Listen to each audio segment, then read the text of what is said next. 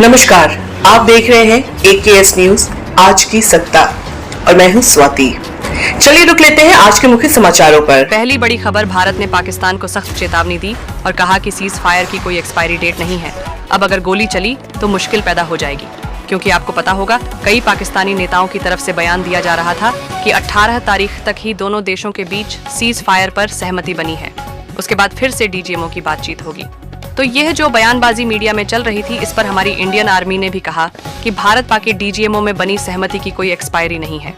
कई रिपोर्ट्स में यह दावा किया जा रहा था कि दोनों देशों में समझौता खत्म हुआ। इसके साथ ही हमारी इंडियन आर्मी ने ऑपरेशन सिंदूर का नया वीडियो भी जारी किया। ये देख सकते हैं आप, जिसमें बताया गया कि 10 मई को पाकिस्तान की जिन चौकियों से सीज फायर का उल्लंघन हुआ, उन्हें जवाबी कार्यवाही में मिट्टी में मिला दिया गया। और भारत के लिए एक अच्छी खबर ये आ रही है। देखिए, रंग लाई भारत की कोशिशें। IMF ने पाकिस्तान पर 11 नए प्रतिबंध लगा दिए हैं। IMF की तरफ से जो पाकिस्तान को लोन मिला था, हाल ही में तो भारत के साथ जो पाकिस्तान का तनाव बढ़ रहा, उसके बाद अब IMF ने पाकिस्तान को बड़ी चेतावनी दी, क्योंकि उस लोन के पैसे से रक्षा बजट बढ़ाना चाहता है पाकिस्तान। तो इसीलिए IMF ने कर्ज के गलत इस्तेमाल पर पाकिस्तान को हिदायत दी और न सिर्फ यह चेतावनी दी, बल्कि लोन की अगली किस्त के लिए 11 शर्तें भी बढ़ा दी हैं। अगर पाकिस्तान उन शर्तों का पालन नहीं करता है तो फिर आगे पाकिस्तान को लोन नहीं मिलेगा, क्योंकि वैसे भारत ने तो पहले ही कहा था IMF को कि पाकिस्तान को सहायता देने यानी लोन देने से पहले IMF अपने अंदर गहराई से झांक, क्योंकि पाकिस्तान लोन के मिले हुए पैसों का इस्तेमाल आतंकवाद को बढ़ाने के लिए करता है, राइट। तो अब जाकर IMF को ये बात समझ में आई और पाकिस्तान के सामने 11 और शर्तें रखी है। तो पाकिस्तान को मतलब IMF के लोन का सोच समझकर इस्तेमाल करना होगा। और वैसे पाकिस्तान से एक चौंकाने वाली रिपोर्ट सामने आ रही है। देखिए, भारत की कई पाबंदियों के बाद दाने दाने को तरसने लगा पाकिस्तान। कृषि वैश्विक रिपोर्ट में भी इस बात का खुलासा हुआ कि सिंधु जल संधि स्थगित करने के बाद पाकिस्तान के हालात और भी ज्यादा बदतर हो गए। पाकिस्तान के बाढ़ प्रभावित बलूचिस्तान, सिंध और खैबर पख्तून के भी 68 जिलों में 1 करोड़ से भी ज्यादा लोग खाद्य असुरक्षा का सामना कर रहे हैं। खाद्य एवं कृषि संगठन की ओर से यह नवंबर 2024 से लेकर मार्च 2025 तक की रिपोर्ट जारी की गई। यानी पाकिस्तान में अभी भुखमरी के हालात चल रहे हैं। और अगर पाकिस्तान ऐसे ही अपने पैसों का इस्तेमाल सिर्फ आतंकवाद के लिए करता रहा तो जाहिर सी बात है उसकी जनता, उसकी आवाम विकास और तरक्की देखना तो दूर की बात, खाने के लिए भी तरस जाएगी। UN की रिपोर्ट में भी यह खुलासा हुआ है कि गंभीर खाद्य असुरक्षा से प्रभावित हो सकते हैं पाकिस्तान में 1 करोड़ से भी ज्यादा लोग। देखिए, मतलब क्या हालात चल रहे हैं अभी पाकिस्तान के। और वहीं खबर है दोस्तों, पाकिस्तान के खिलाफ बने सांसदों के पैनल को आज ब्रीफ करेंगे विक्रम मिस्त्री।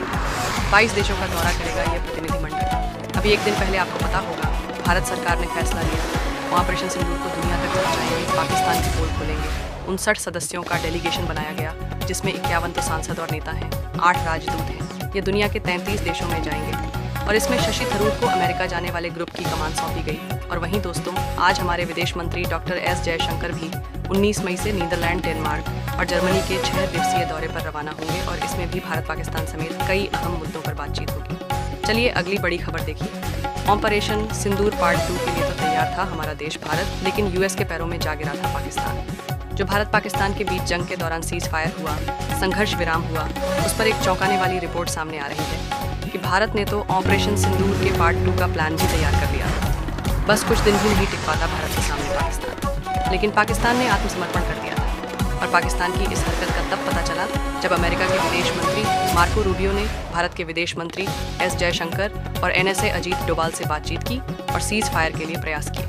चलिए अगली बड़ी खबर देखिए। चाइना से नजदीकी भारी पड़ी भारत के एक्शन से टूटी बांग्लादेश की कमर। अब बांग्लादेश पर भारत सरकार ने और कई प्रतिबंध लगा दिए हैं, यानी चाइना से यारी बांग्लादेश को पड़ने लगी भारी। भारत ने बांग्लादेश से आने वाले 42% सामानों पर रोक लगा दी है। और भारत सरकार ने बांग्लादेश की यूनुस सरकार को हिदायत देते हुए कहा कि द्विपक्षीय व्यापार शर्तों को अपने लाभ के लिए नहीं चुन सकता है बांग्लादेश, उसे यह समझना होगा। अभी भारत में कई बांग्लादेशी प्रोडक्ट्स की लैंड पोर्ट से एंट्री भी बैन हो चुकी है, जैसे रेडीमेड कपड़े, प्रोसेस्ड फूड। यह अब चुनिंदा रूट से ही आएंगे। इसको लेकर सरकार ने नोटिफिकेशन भी जारी कर दिया। हर साल भारत बांग्लादेश के बीच लाखों करोड़ का ट्रेड होता है, व्यापार होता है। ये 2023 के डाटा भी आप देख सकते हैं। 1 लाख करोड़ से भी ज्यादा का ट्रेड हुआ, इम्पोर्ट एक्सपोर्ट हुआ भारत बांग्लादेश के बीच, जिसमें ज्यादातर भारत का एक्सपोर्ट रहा। और वहीं तुर्की बायकॉट के बीच एक और बड़ी खबर आ रही है। अब तुर्की में बॉलीवुड फिल्मों की शूटिंग पर भी बैन लगा। गाजियाबाद में दिन दहाड़े लूट की वारदात, रेल हादसे में कई यात्री घायल, जांच जारी। CM ने गरीबों के लिए योजना शुरू की। यूपी में लू का प्रकोप, स्कूल 3 दिन बंद, रेल हादसे में कई यात्री घायल, जांच जारी। तो ये थे अब तक के मुख्य समाचार। आप देख रहे थे AKS न्यूज आज की सत्ता। इस चैनल को लाइक, शेयर और सब्सक्राइब करना ना भूलें। मैं हूं स्वाति। तब तक के लिए नमस्कार।